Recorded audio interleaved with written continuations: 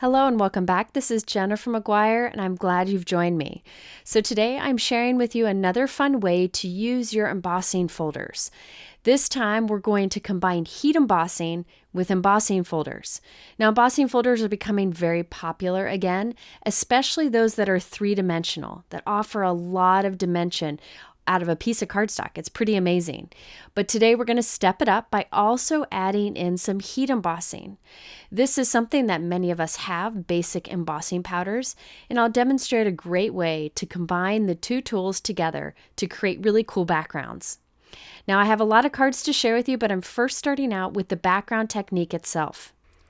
Our first background is using a new Altenew Leaves embossing folder. This is a 3D embossing folder.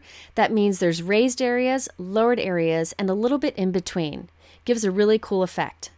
For this technique, you want to open up your embossing folder and look for the side where the background is raised. Now you could do the other side, but I find it's most effective if you apply the ink to the side where the background of the image is raised. I use my anti-static powder tool on my cardstock. You can use it in your embossing folder, but I'm not really sure it makes a whole lot of difference. Next, I'm taking Versamark ink, which is just a clear sticky ink, and I'm lightly rubbing it over that raised area. Now, you don't want to squeeze this down and really push it down because the ink will go into the valleys of the embossing folder, which you really don't want. You just want it on the raised areas. So just lightly dab it. That would work fine, but I found if you do have a brayer on hand, that's a really good way to apply the ink only to the raised areas. This is a Tim Holtz brayer. I love the brayers that he has. He has two sizes, and they are fantastic for inking up the inside of your embossing folder. Now my ink pad was moving around, so I got my ink stand out to hold it as I use a brayer. It's such a handy tool. And I'm putting as much clear ink to the inside as I can. It's clear, so it's kind of hard to see, but if you look in the light, there will be a way to tell where the ink is applied. So you'll be able to see that it's evenly applied. Okay, now I have my cardstock and I can put it into the embossing folder, being careful not to move it around in there. Now you can run it through whatever die cut machine you have. I'm using my Spellbinders Platinum 6 today. I found if I put it on the main platform and one cutting plate on top, that works great. So I like to run this back and forth a few times. I'm not sure it makes a big difference to do it, instead of just one pass through, but it's worth doing. Now I'm adding some gold embossing powder. You can use whatever embossing powder you want, and in fact, I'll show you some today and let you know which are my favorites, the ones that I think are most effective. But I thought I'd start with gold, as many of us have that. Now you can see that the gold embossing powder got onto some of the leaves, and that is because this is a 3D embossing folder. There are some raised areas in those leaves, and so we got some Versamark ink in the center of those. If there's too much embossing powder on parts of your image, you can use a dry brush to brush it off, as you saw me do, and then you can heat set the rest. And what happens is our background and some of the deeper areas of our embossing folder image here becomes gold. And look at that. It becomes this like faux metallic looking cardstock. So cool, and such a way to kind of change up the look of a basic embossing folder. This will work with 2D embossing folders, and in fact, you would get a cleaner look because you only have raised areas and lowered areas. So it'd be easier just to ink the raised areas and get a real clean look. But you can do it with either 2D or 3D. Here's another 3D embossing folder. This is some banana leaves. And this one I think would be fun to do the technique and cut some leaves out. But I again applied Versamark ink to the side where the background is raised. Now I'm running it through our die cut machine. Now I did put a metal shim in there this time. I thought that gave a better embossed impression, I guess, but it's up to you in whatever machine you have. After I ran it through a couple times, this time I'm adding silver embossing powder just so you can see what a different powder gives. And check out that really cool look. These leaves are beautiful, but you can see there are some areas there where my embossing didn't reach. That's because my ink didn't reach that. I didn't ink up my embossing folder well enough. So what I do is I come in with my Versamarker pen. This is a very handy tool to have. It's just like the Versamark ink pad, but in a pen form. So you can apply this to any areas you miss, and it becomes sticky in those areas. So you can add on embossing powder and once again heat set it to get a more complete heat embossed background. And so here you can see the results. You get a really cool looking silver background, some silver detail to those leaves, but you can still see the original color cardstock also. This time I'm using the Altenew Enchanting Vines embossing folder. I really like this one and ended up using it on a few backgrounds. Again, I'm applying ink to the inside of the folder where the background is raised. If you do it to this side of the embossing folder, then the raised areas will stick out in the final result. If you do it on the other side, you'll have to flip over your final result so that the pattern is like an indentation or the valleys on the background. You can experiment with it to see it, but I find the best results when I put the ink on the side of the embossing folder where the background is raised. Okay, so now look at how beautiful that is without any heat embossing to it. Just gorgeous, but we're going to change it up a bit. This time I'm adding Hero Art's Satin Pearl Embossing Powder. This kind of makes a pearly metallic finish to whatever color cardstock it's on. So if it's a light color cardstock, it'll be a very soft look. Darker will be a bit more metallic looking. And this one I think is just beautiful. You can see how the background there, the flat background, has that pearly shine to it, but the raised area is the original cardstock. It just adds so much interest to that textured background. Here's the same technique on pink cardstock. You can see the beautiful shine in that background and the raised texture. I like that one so much I had to do it multiple times. Now here I applied the Versamark ink in the same embossing folder, but this time I'm adding clear embossing powder because I know most of us as crafters have basic clear embossing powder. I wanted to show you what this looks like. Now clear embossing powder makes your cardstock darker and shinier. So if you have a dark color cardstock, it's really going to be pretty impactful. It's going to get much darker in the background as you see here. So it's a little more of an intense look. If I used a lighter cardstock, it would have been less impactful, but it's a really cool way to use your basic clear powder. Okay, my other favorite embossing folder for today is the beautiful Baroque background. Now this one is just gorgeous and I did multiple backgrounds with it. So I put my Versamark ink in the raised flat areas of the embossing folder. And then when I take it out, check out how the background is slightly darker than the raised areas. That's because Versamark ink alone makes your darker cardstocks darker. So you could leave it like this and just let it dry. You don't even need to add embossing powder. And it makes your raised areas stand out even more. Great way to make your embossing folders more obvious. But I thought I would really shake up this background by adding sparkle embossing powder. So this is a clear sparkle embossing powder. So it will make the background darker and very sparkly. So any specialty embossing powders you have will work for this technique. I tried to go with more basic ones today as many people would be more likely to have them. But any specialty powders would be worth trying. And look at how we totally changed that background. All right, here's another one where I did it on a teal cardstock just to show you another example of the sparkle embossing powder. Now, a lot of times when I'm doing background techniques like this, I try a lot of different things, and then I go back to the things I like the most and I do more. That way I can kind of remember it and kind of refer back to it in the future. So I decided I liked this embossing folder the best with this technique, and I liked the Satin Pearl embossing powder the best with this technique. So I decided to use those two together. And I did it on a light pool cardstock, one of my favorite colors. And what I like about this technique is this background has so much texture and shine to it, so much interest, that I can keep the rest of the card very simple, which you'll see me do later. There's so much to this, I wish I could capture it in the video, but it's such a cool technique. And here I did the same thing with a light peach cardstock, which is another of my favorite colors these days, and it just really makes it stand out. I found that I really liked the lighter cardstocks with this technique best, especially with that Satin Pearl embossing powder, but you can try whatever you have. So here's one more. This is the Altenew Decorative Florals embossing folder. I like the soft cardstock, as I mentioned, and I like the satin pearl.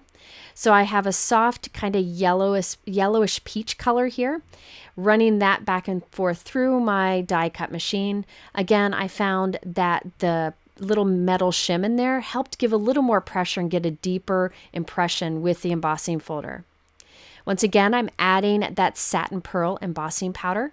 And this is one of those folders that has a lot of 3-dimension to it. So you'll see some of the powder is at the center of the flowers and on the tips of the leaves. That's because it's a 3D embossing folder.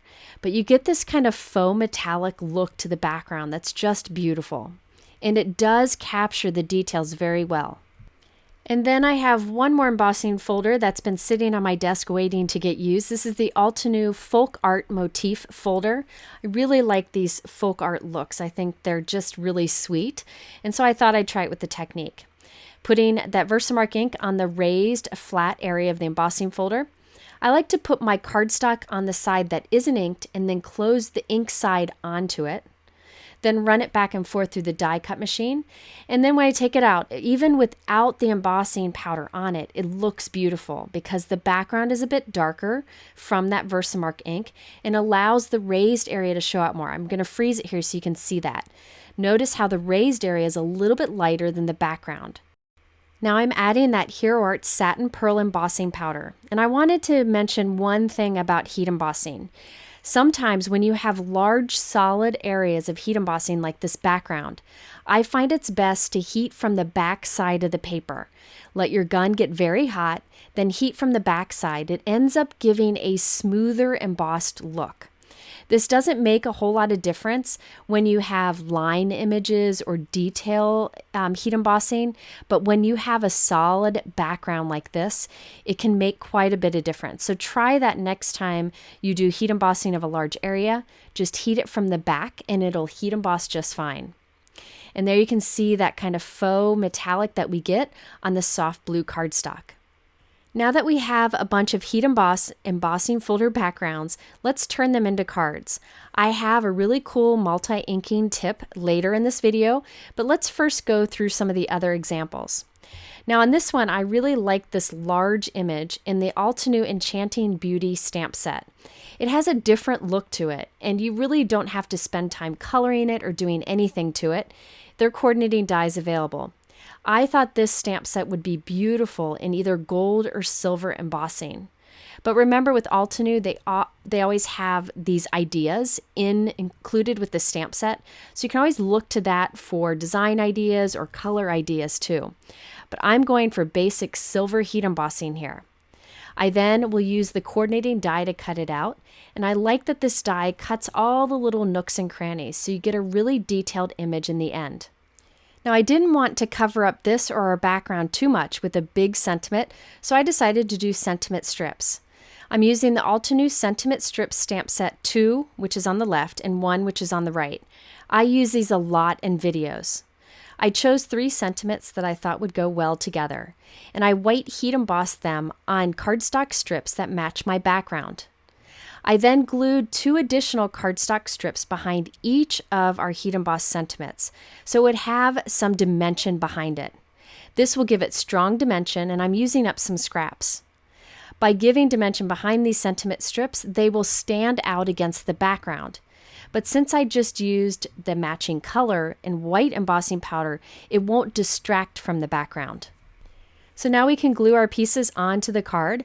I did trim down that embossing folder background so that it would fit onto a 4 1/4 by 5.5 inch top folding white note card, which all of my cards are today. I did have a leftover border that I can save for a future card. Now I'm gluing this die cut right onto the center of our card. And I decided to trim off the bottom of the die cut, but allow the top to stick off just for something different. Then I can add my little sentiment strips on it. Now my die cut there that is silver heat embossed in the background, I did die cut 2 additional white die cuts and glued it behind it so that it has dimension against that busy background. If you have busy elements on your card, I highly recommend adding dimension. It's a great way to make each of the layers stand out. Now, because I left some of that die cut hanging off the top of the card, it won't fit in a regular A2 envelope. So I'll just mail this in a 5x7 envelope. The envelope will be a little bit big, but that's okay. It allows that little bit to hang off the top, which I think is fun. So don't be afraid to have elements hanging off your card. You can always use a bigger envelope, and I'll link to some envelope suggestions below. Here's a closer look. You can see this is the embossing folder background where we did clear heat embossing. Then you can see the dimension that we added with our die cutting. And I also added a few Studio Katia Bora Bora pool colored pearls in the background just for some simple accents. And there you can see how it fits in a 5x7 envelope. Okay, now here's another one that I assembled off screen. It's very easy to do. It's the first background I did with the gold embossing powder. I added a white rectangle that I matted in green right in the center. I then added 2 leaf dies, one in a regular green and one in a darker green, glued them together kind of offset for some dimension. Those leaves are from the Altenew Decorative Swirls die set. These 2 large leaves come in that die set along with some other elements, but I've been using these leaves a lot. Now for the sentiment, I used the older Altenew Bold Thanks die set. I die cut the shadow from white cardstock. And I die cut the thanks from some white cardstock, and then I added gold embossing on top of it so it would match the background. I finished it off with some Trinity Stamps gold baubles. Okay, now I wanted to show you that you don't have to do much with these backgrounds. They have so much texture and shine to them, you can really keep your card very simple. For this one, where I did pearl embossing powder on our embossing folder background, I just added the Altenew Fancy For You die cut. I die cut it once from black and once from white and glued those together slightly offset so you can see a little white trim along the left edge. I then added a simple Sending Big Hugs sentiment strip and some pearls. That's it. Didn't take long to do it all, but it has so much interest to it because of this technique that we're doing today. I have one more to share before we get into the inking technique. And this one, I just really wanted to use this large, bold flower and an extra border piece from a background. This is the Altenew Blooming Tulip stamp set. This is a new one. I love the large size of this and that it's a super easy layering image. It looks like you had many, many layers, but it's very simple. There's the solid, the details, and the outline, and they all layer together to create a really beautiful image. This time I started with the outline with a dark blue ink. Then I stamped the most solid area with my lightest blue ink. And then I came in with the detail image with a medium blue ink. So just 3 stamps and you end up getting this really beautiful detail. I also used the stamp set to stamp the layered stem and leaf, and I used the coordinating dies to cut them out. Now I used a leftover border strip. Since all the backgrounds I made earlier were large and square, when I cut a full background out of one of them, I had a border left over, and I thought I would use one on a card here. I also used the Altenew Fancy Hello die, which I've used many, many, many times, and I stamped Grateful for You below that. I added a very thin strip of holographic cardstock along the border for a finishing touch, and also added some pool-colored pearls. Now that Grateful for You sentiment was just one I found in a stamp set sitting on my desk waiting to get used. I really like the look of this one. I think it's really unique. It's the Altenew Scalloped Ornaments or Ornamental stamp set. All I used from this though was the Grateful for You. I'm always scouring my stamp sets looking for those thin, simple sentiments to add on sentiment strips, and this one really spoke to me. Okay, so now that we've gone through all of these examples, let's go to the butterflies. I made a bunch of butterfly cards today because I found that they worked great for allowing a lot of our background to show and for a simple card design. And I could make the butterflies match my background simply by changing the ink. I am crazy about this new Altenew Dovetail butterfly stamp set. There are many ways you can use this. There is a butterfly, a side-facing butterfly, and you can either make your butterfly flat or layered. I decided to make it layered today, but you could definitely make it flat if you want. This is a very simple layering image. It just has the solid, then the black detail, and a little bit that you can add to it. I found it was super easy to use. So I stamped the solid first of these two images, and I stamped it with a very light pink ink. This is rose quartz. I wanted some darker purple around the bottom, so I'm using a dark purple ink and a blending brush to apply ink just to the bottom of the stamp. So watch how I'm doing this. I can ink up my blending brush and then just dab that ink on the bottom of the stamp. And when you stamp it, look at that beautiful blending you get. Very easy to do. All you need to do is have a light hand and make sure most of your ink is towards the bottom edge or the outside edge of your image. You can repeat the process to intensify that color if you want. Now I did this for all of my butterflies today. I stamped them with a light ink and then I applied a darker ink along the bottom.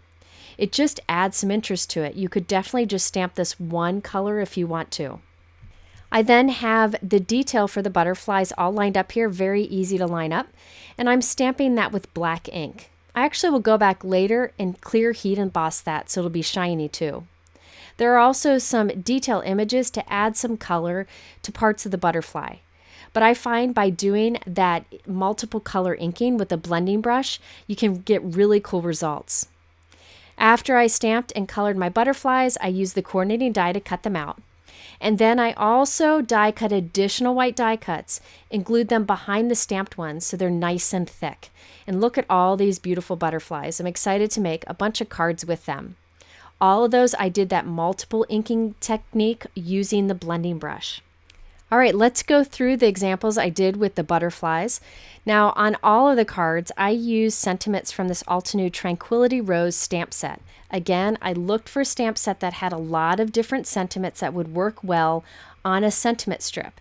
And I found several in this set, so I took those, white heat embossed them on black cardstock, and added them to our butterflies. Notice how I layered those butterfly elements together to make them stand out. I just glued them on my background, added the sentiment strip, and that's it. All of these cards are 4 1/4 by 5 1/2. So remember, my backgrounds were bigger and square, so I do have scraps left over that I cut off the side that I can save for future cards. So those two cards were glitter heat emboss background. These are some of the satin pearl emboss backgrounds. Same embossing folder, same stamp set. I just changed up the type of embossing powder and the color of cardstock, and you get completely different looks. I think this background like this would be beautiful for a wedding or anniversary card, but I really am crazy about butterflies, so I decided to use those on most of my cards today. So if you're like me and you like to spend an afternoon getting inky and making a bunch of backgrounds at once, try what I did today.